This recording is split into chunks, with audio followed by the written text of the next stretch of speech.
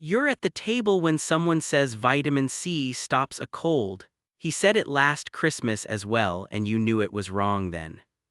Then in March, someone at work sneezes, and the sentence appears before the correction.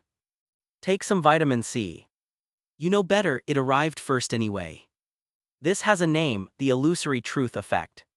Hearing a claim a second time makes it easier to process, and your mind reads that ease as a sign that it is true. But repetition is not evidence. You assume that only works where knowledge runs out. It doesn't. Knowing is not the same as using. So why did the false claim arrive before the fact that should have stopped it? The answer is about the order things happen inside your head, and that order is the whole video. Call the man at the table Ray. Ray is your mother's brother. He is not lying, and he is wrong about vitamin C. Christmas 1, Ray says it with his fork down and his plate half full. You think that isn't right. Christmas 2, Ray says it again. You think he says that a lot. Christmas 3, you hear it, recognize it, and say nothing because it is Christmas. Then March, open plan office, a box of tissues on the desk between you, your coffee going cold in your hand, someone sneezes, and for one beat, the vitamin C advice feels ready to say before the correction arrives. Nothing about your knowledge has changed, but something has changed about which idea your mind can reach first. That is the shift, not suddenly believing Ray, not forgetting everything you know. The false claim has simply become easier to retrieve than the correction. Here is what researchers first measured and what they initially missed. In 1977, Lynn Hasher, David Goldstein, and Thomas Toppino gave people 60 plausible statements and asked how certain they were that each one was true. 2 weeks later, they brought the same people back. Then they did it again 2 weeks after that. Some statements appeared in all 3 sessions, others appeared only once.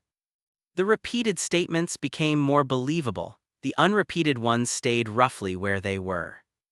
And repetition did not help people separate truth from falsehood. True and false statements both gained credibility when they became familiar. In 2010, Alice Dechêne, Christoph Stahl, Joachim Hansen, and Michaela Wänke pooled 51 studies of the effect and confirmed it holds. But those studies shared a quiet assumption. Their statements were usually plausible facts that participants did not clearly know. Researchers treated uncertainty as one of the effect's boundaries. If you already knew the answer, repetition should not matter. In 2015, Lisa Fazio, Nadia Brashear, Keith Payne, and Elizabeth Marsh tested that assumption directly. They repeated claims that contradicted facts their participants actually knew. Then they checked each participant's knowledge afterward instead of assuming it. The effect survived. People judged repeated falsehoods as more credible even when they could produce the correct answer elsewhere in the experiment. They had not lost the knowledge, they had failed to use it at the moment of judgment. The researchers call this knowledge neglect. This is why the illusory truth effect can survive knowledge.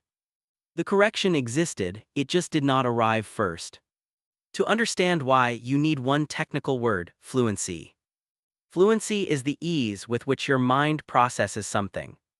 The first time you hear an unfamiliar sentence, your mind has to assemble it. The next time, the structure is already waiting, the words move faster, the sentence feels smoother.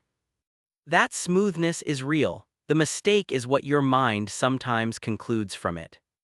Easy to process becomes familiar. Familiar becomes previously encountered. And previously encountered begins to feel like previously checked. That last step is the illusory truth effect, and it happens without you. Your mind uses this shortcut because fully investigating every sentence would make ordinary life impossible. Every headline, advertisement, passing comment, and casual recommendation would require a separate inquiry. You would not get through breakfast. Fluency is not laziness. It is a fast signal used by a system with limited time. The problem begins when repetition and evidence separate. A claim can now reach you through 15 short videos posted by 15 accounts that all copied the same original source.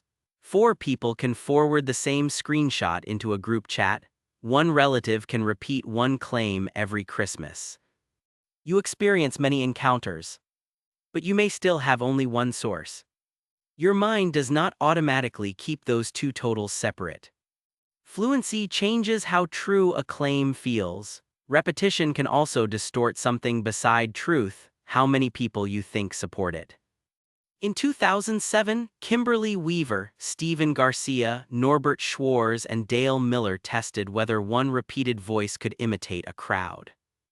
Across 6 experiments involving more than 1,000 students, participants encountered an opinion once, 3 times from one person, or once each from 3 different people. 3 separate voices produced the strongest impression of group support. But one person repeating the same opinion 3 times carried roughly 90% of that effect. 90%. One repeated voice acquired almost the social weight of 3 independent voices, even when listeners knew that all 3 statements came from the same person. That study was measuring perceived consensus, not factual truth, but it exposes the same counting problem from another direction. An encounter is not a source. A repetition is not confirmation. And familiarity is not evidence that someone checked the claim before you heard it. So here is the illusory truth effect in one sentence you can repeat to someone tonight. Repetition adds no evidence. It adds ease, and ease feels like evidence. And here is the test. Choose one claim you half believe, not something you are certain about, something that simply sounds right. Write down where you first encountered it, the person, account, article, or video. Then write down the second independent source. Not the second time you heard the claim, not another account repeating the same screenshot, a source that reached the conclusion separately. If you cannot name one, you do not have confirmation. You have one origin and a pile of repetitions. Try this with 3 claims. The test is allowed to come back negative. If all 3 have independent support, the problem was not repetition, the evidence survived the test. Finding the trap is only the diagnosis, the countermove happens earlier. In 2020, Nadia Brashear, Emmeline Drew Elisive, and Elizabeth Marsh asked people to judge whether a claim was true or false when they first encountered it. That initial accuracy check prevented the claim's later familiarity from increasing its credibility, but only when participants already possessed the relevant knowledge. The timing mattered. Do not wait until the 5th encounter to ask whether a claim is true. Ask on the way in before repetition makes the sentence easier to process. The cost is social friction. Sometimes you have to interrupt a smooth conversation with an awkward question. Is that actually true? And the method has a hard limit. If you genuinely do not know, pausing cannot manufacture knowledge. You still need independent evidence. Next Christmas, Ray will say it a 4th time. Your mind will count 4 encounters. You can count one source.